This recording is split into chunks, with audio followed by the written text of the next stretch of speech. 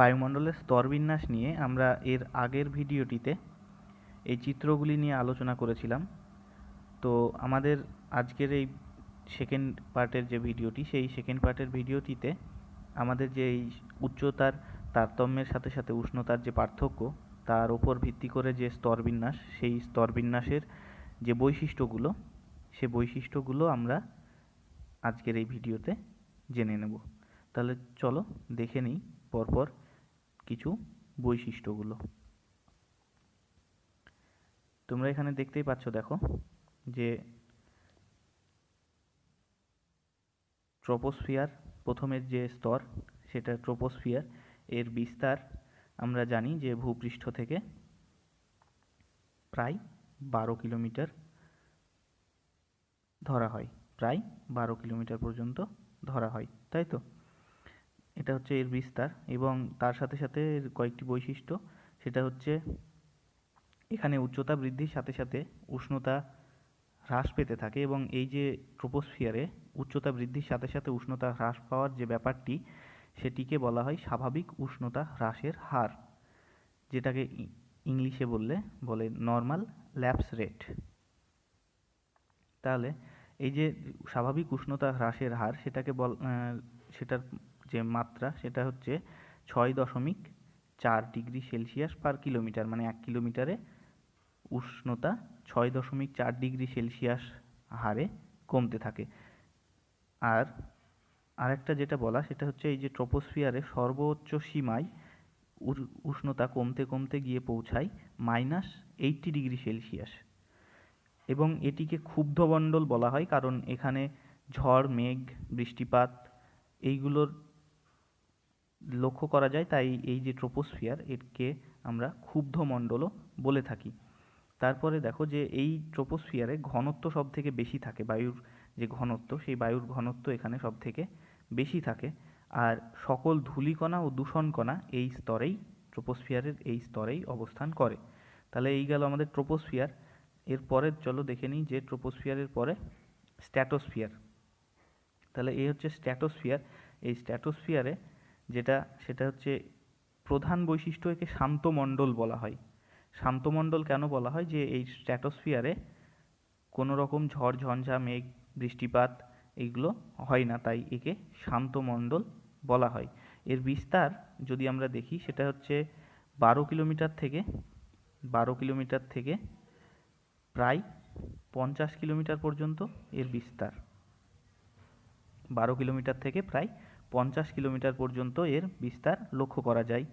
এবং তার সাথে সাথে উচ্চতা বৃদ্ধির সাথে এর উষ্ণতা বাড়তে থাকে। আমরা দেখলাম ট্রপোস্ফিয়ারে উচ্চতা বৃদ্ধির সাথে সাথে উষ্ণতা কমে, আর এখানে উষ্ণতা বাড়তে থাকে। তো সর্বোচ্চ সীমায় যে উষ্ণতা, সেটা হয় 0 ডিগ্রি সেলসিয়াস। সর্বোচ্চ সীমায় যে উষ্ণতা হয় সেটা হচ্ছে 0 ডিগ্রি সেলসিয়াস। এবং বায়ুর ঘনত্ব এখানে ট্রপোস্ফিয়ারের তুলনায় অনেকটা কম থাকে। আর এখানে ওজোন গ্যাস, অর্থাৎ O3 ওজোন গ্যাস, এই ওজোন গ্যাসের ঘনত্ব লক্ষ্য করা যায়। এবং তোমরা ছবিতে এর আগের ভিডিওতে দেখেছো যে ওজোনোস্ফিয়ার, স্ট্র্যাটোস্ফিয়ারের যে ঊর্ধ্ব অংশ, সেটা প্রায় তোমার 20 থেকে 30 কিলোমিটারের কাছাকাছি, যেটা সেখানে ওজোনোস্ফিয়ার নামে একটা স্তর থাকে, যেখানে অতিবেগুনি রশ্মি, যেটা UVA, UVB, সূর্যের যে ক্ষতিকারক রশ্মিগুলো, সেগুলো শোষিত হয়, বা সেগুলো পৃথিবীতে আসতে, সেই সব রশ্মিগুলো পৃথিবীতে আসার ক্ষেত্রে ওজোনোস্ফিয়ার বাধা সৃষ্টি করে। এটা হচ্ছে ওজোনোস্ফিয়ারের যে বৈশিষ্ট্য, বা ওজোন গ্যাসের ঘনত্বের এখানে এই হচ্ছে কাজ। তারপরে চলো দেখে নিই যে স্ট্র্যাটোস্ফিয়ারের পরে মেসোস্ফিয়ারের বৈশিষ্ট্য কি। তো মেসোস্ফিয়ারের বৈশিষ্ট্য হচ্ছে, দেখো যে এর বিস্তারটা প্রথমে বলে নিই। মেসোস্ফিয়ার আমরা ছবিতে দেখেছি এর আগে, যে মেসোস্ফিয়ারের বিস্তার হচ্ছে ভূপৃষ্ঠ থেকে 80 কিলোমিটার। অর্থাৎ এর আগে আমরা দেখলাম, দেখো যে স্ট্র্যাটোস্ফিয়ার যেটা 50 কিলোমিটার দেখেছিলাম, স্ট্র্যাটোস্ফিয়ারের বৈশিষ্ট্য বিস্তার দেখলাম যে 50 কিলোমিটার পর্যন্ত, তাই তো? এই যে 50 থেকে 80 কিলোমিটার হচ্ছে মেসোস্ফিয়ার। 50 থেকে 80 কিলোমিটার হচ্ছে মেসোস্ফিয়ার। এই মেসোস্ফিয়ারের বৈশিষ্ট্য কত? তা না তো 50 থেকে বিস্তার, যেটা 80 কিলোমিটার পর্যন্ত এর বিস্তার। তার সাথে সাথে এখানে উচ্চতা বৃদ্ধির সাথে সাথে এর উষ্ণতা হ্রাস পায় এবং 0 ডিগ্রি ছিল আমাদের স্ট্র্যাটোস্ফিয়ারের সর্বোচ্চ সীমার উষ্ণতা, এবং উষ্ণতা হ্রাস পেতে পেতে এখানে দেখো যে 0 ডিগ্রি থেকে -90 ডিগ্রি সেলসিয়াসে উষ্ণতা পৌঁছে যায়। মেসোস্ফিয়ারের যে সর্বোচ্চ সীমা যে 80 কিলোমিটার, সেই 80 কিলোমিটারে -90 ডিগ্রি সেলসিয়াসের কাছাকাছি উষ্ণতা পৌঁছে যায়। এখানে উল্কাপিণ্ড যেগুলো, এই যে মেসোস্ফিয়ার স্তরে উল্কাপিণ্ড পুড়ে ছায়ে পরিণত হয়। তার সাথে সাথে নৈশদ্যুতি মেঘ, মেসোস্ফিয়ারে আর একটা জিনিস, সেটা নৈশদ্যুতি মেঘ লক্ষ্য করা যায়। এই নৈশদ্যুতি মেঘটা কীরকম, তা না তো আমরা সাধারণত ট্রোপোস্ফিয়ারেই সমস্ত মেঘ দেখি, তাই তো? কিন্তু এই নৈশদ্যুতি মেঘটা হচ্ছে বায়ুর ঊর্ধ্বগামী পরিচলন স্রোতের জন্য কিছু পরিমাণ জলীয় বাষ্প আমাদের এই মেসোস্ফিয়ার স্তরে প্রবেশ করে, এবং সেই জলীয় বাষ্প দ্বারাই এই মেঘের সৃষ্টি হয়। তাই একে অতি হালকা, তাই একে নৈশদ্যুতি মেঘ বলা হয়। তাহলে তোমরা দেখতে পাচ্ছ যে এই যে নৈশদ্যুতি মেঘ দেখা যায় যেটা বলেছি, সেটা কিছুই না, সেটা হচ্ছে বায়ুমণ্ডলের কিছু পরিমাণ জলীয় বাষ্প, যেটা বায়ুর ঊর্ধ্বগামী পরিচলন স্রোতের কারণে এই মেসোস্ফিয়ারে প্রবেশ করে। মেসোস্ফিয়ারে প্রবেশ করার সাথে সাথে এই যে জলীয় বাষ্প, এই জলীয় বাষ্প দ্বারা এই নৈশদ্যুতি মেঘের সৃষ্টি হয়। তো তারপরে দেখো, তারপরের বৈশিষ্ট্য হচ্ছে বায়ুর এখানে চাপ খুবই কম, মানে বায়ুর চাপ এই মেসোস্ফিয়ারে সব থেকে কম নয়, খুবই কম থাকে মেসোস্ফিয়ারে। অর্থাৎ ট্রোপোস্ফিয়ারে আমরা দেখলাম যে বায়ুর চাপ বা বায়ুর ঘনত্ব ট্রোপোস্ফিয়ারে সব থেকে বেশি, এবং আস্তে আস্তে যত উপরের দিকে যাব, আমরা এর আগেই জেনেছি যে যত উপরের দিকে যাব তত বায়ুর যে চাপ বা বায়ুর ঘনত্ব বা উপাদানের যে ঘনত্ব, সেগুলো আস্তে আস্তে কমতে থাকে। এটাই বৈশিষ্ট্য। তো তার সাথে সাথে দেখো এখানে যে মেসোস্ফিয়ার, এই মেসোস্ফিয়ারে এবং মেসোস্ফিয়ারের পরে যেটা, সেটা হচ্ছে আমাদের থার্মোস্ফিয়ার। এই মেসোস্ফিয়ার এবং থার্মোস্ফিয়ারের মাঝে মেসোপজ দেখা যায়। মেসোপজে, যেখানে এর আগের ভিডিওতে আমরা দেখলাম যে মেসোপজ, সেই মেসোপজে উষ্ণতার পরিমাণ স্থির থাকে। উষ্ণতা বাড়া কমার যে পরিমাণটা, সেটা মেসোপজে স্থির থাকে। চলো তারপরে দেখে নিই আমরা যে থার্মোস্ফিয়ারের বৈশিষ্ট্য। দেখো এখানে থার্মোস্ফিয়ারের বিস্তার যেটা, সেটা হচ্ছে আমাদের মেসোস্ফিয়ার যেটা, মেসোস্ফিয়ার দেখলাম যে 80 কিলোমিটার পর্যন্ত, 50 কিলোমিটার পর্যন্ত স্ট্র্যাটোস্ফিয়ার, এবং 50 থেকে 80 কিলোমিটার পর্যন্ত মেসোস্ফিয়ার, এবং 80 থেকে প্রায় 500 কিলোমিটার পর্যন্ত, 80 থেকে 500 কিলোমিটার পর্যন্ত, মানে ভূপৃষ্ঠ থেকে 500 কিলোমিটার, সেটা এর বিস্তার। থার্মোস্ফিয়ার যেটা সর্বোচ্চ সীমা, সেটা হচ্ছে 500 কিলোমিটার পর্যন্ত। এবং এই স্তরে একটা জিনিস লক্ষ্য করবে যে এই থার্মোস্ফিয়ারে উষ্ণতা বৃদ্ধির হার, এখানে উচ্চতা বৃদ্ধির সাথে সাথে উষ্ণতা দ্রুত হারে বৃদ্ধি পায়। দেখো এখানে পয়েন্ট করেছি আমি যে দ্রুত হারে, এই যে দ্রুত হারে বৃদ্ধি পায়, এবং আমরা দেখলাম, দেখো যে এই যে মেসোস্ফিয়ারে যে 90 ডিগ্রি সেলসিয়াস, -90 ডিগ্রি সেলসিয়াস সর্বোচ্চ সীমায় তাপমাত্রা, এবং এই -90 ডিগ্রি সেলসিয়াস 80 কিলোমিটারে, তাই তো? এই যে 80 কিলোমিটার, তারপরেই দেখব থার্মোস্ফিয়ারে যে 500 কিলোমিটার, সেই 500 কিলোমিটার উচ্চতায় তাপমাত্রার পরিমাণ কিন্তু 1200 ডিগ্রি সেলসিয়াসের কাছাকাছি। তাহলে বুঝতেই পারছো তোমরা যে কত দ্রুত হারে তাপমাত্রার বৃদ্ধি ঘটে। তাহলে 1200 ডিগ্রি সেলসিয়াসের কাছাকাছি এই থার্মোস্ফিয়ারে তাপমাত্রা পৌঁছে যায় সর্বোচ্চ সীমায়। এখানে বায়ুর ঘনত্ব খুবই কম, যেহেতু এখানে তাপমাত্রা বেশি তাই ঘনত্ব অবশ্যই কম হবে। তার সাথে সাথে আর একটা বৈশিষ্ট্য, সেটা হচ্ছে অতি বেগুনি রশ্মি।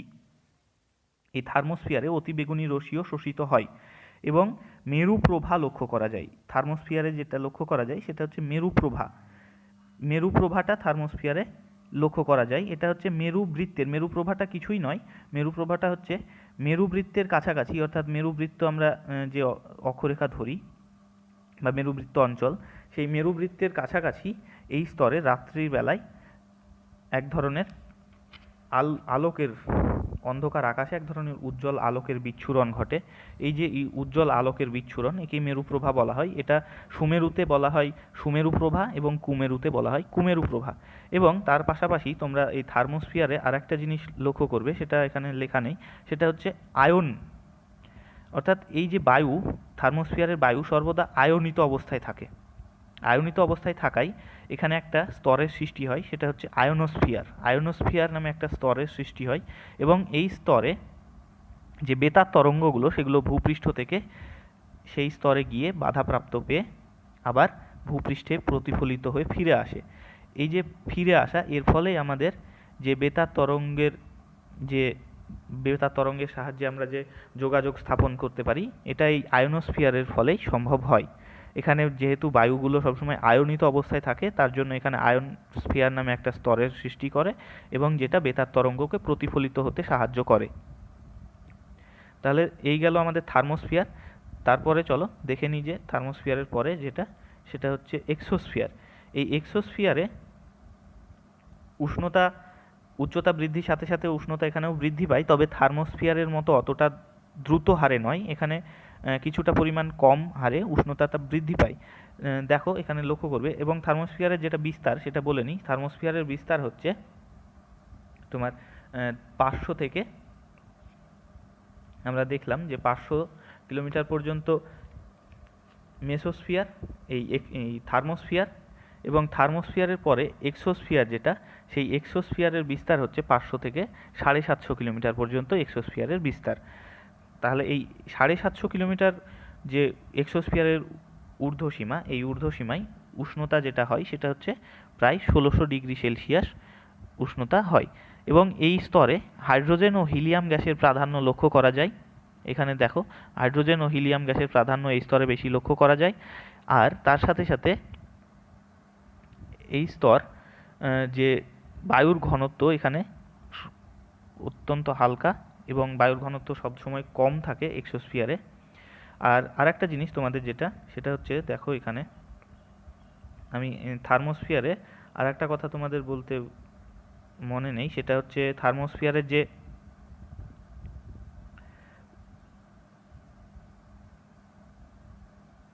আচ্ছা এখানে দেখো থার্মোস্ফিয়ারে আণবিক নাইট্রোজেন ও পারমাণবিক অক্সিজেন, এই যে পারমাণবিক অক্সিজেন আর আণবিক নাইট্রোজেন, এই দুটি গ্যাসের প্রাধান্য সবথেকে বেশি লক্ষ্য করা যায় থার্মোস্ফিয়ারে। এটাই তোমাদের বলা ছিল। এবার তারপরে চলো আমরা দেখে নিই ম্যাগনেটোস্ফিয়ার। তাই তো সর্বশেষ স্তর যেটা বায়ুমণ্ডলের উষ্ণতা, এই উচ্চতার তারতম্যের ভিত্তিতে উষ্ণতার যে পার্থক্য সেই অনুযায়ী যে স্তর, 6টি স্তর, তার মধ্যে সর্বশেষ স্তর হচ্ছে ম্যাগনেটোস্ফিয়ার। এই ম্যাগনেটোস্ফিয়ারের বিস্তার হচ্ছে 750 থেকে প্রায় 10,000 কিলোমিটার পর্যন্ত ম্যাগনেটোস্ফিয়ারের বিস্তার। এবং এই স্তরে ইলেকট্রন ও প্রোটন কণার দ্বারা চৌম্বক ক্ষেত্রের সৃষ্টি হয়। ইলেকট্রন ও প্রোটন দ্বারা চৌম্বক ক্ষেত্রের সৃষ্টি হয়, যেটি ইলেকট্রন প্রোটন চৌম্বক ক্ষেত্রের ফলে পৃথিবীর যে চৌম্বক ক্ষেত্র সেটা এই স্তর দ্বারা বাধাপ্রাপ্ত হয় এবং সমস্ত রকম জিনিস যেগুলো পৃথিবীর দিকে আকর্ষণ, চৌম্বকেরা যে আকর্ষণ, সেটা এই ম্যাগনেটোস্ফিয়ারের বাইরে গেলে সেটা আর থাকে না, যে চৌম্বক আকর্ষণ পৃথিবী পৃষ্ঠের। তো তারপরে যেটা, সেটা হচ্ছে সৌর বায়ু। এই যে সৌর বায়ু এই স্তরে আবদ্ধ হয়। সৌর বায়ু যেটা, সূর্যের প্রতিনিয়ত বিক্রিয়া ঘটে, সূর্যের বিক্রিয়ার ফলে আমরা তাপ পাই এবং আলো পাই। এই যে সূর্যের বিক্রিয়ার ফলে এক ধরনের বায়ুর সৃষ্টি হচ্ছে, সেই এক ধরনের গ্যাসের সৃষ্টি হয়, বা যেটাকে বলা হয় সোলার উইন্ড। এই সোলার উইন্ড যেটা, সেটা এই স্তরে এসে আবদ্ধ হয় এবং পৃথিবী পৃষ্ঠে বা আমাদের বায়ুমণ্ডলের মধ্যে ঢুকতে পারে না, যেটা সৌরবায়ু। এবং তার সাথে সাথে এখানে ম্যাগনেটোপজ লক্ষ্য করা যায়। দেখো এখানে দেখবে যে ম্যাগনেটোপজ, অর্থাৎ 10,000 কিলোমিটার যে উচ্চতা, সর্বশেষ যে উচ্চতা ম্যাগনেটোস্ফিয়ারের, সেই উচ্চতায় এখানে ম্যাগনেটোপজ লক্ষ্য করা যায়। এবং এই ম্যাগনেটোপজকে আবার নিরক্ষীয় অঞ্চলগুলিতে দুটি ঘন বলয়যুক্ত ম্যাগনেটোপজকে ভ্যান অ্যালেন বিকিরণও বলা হয়।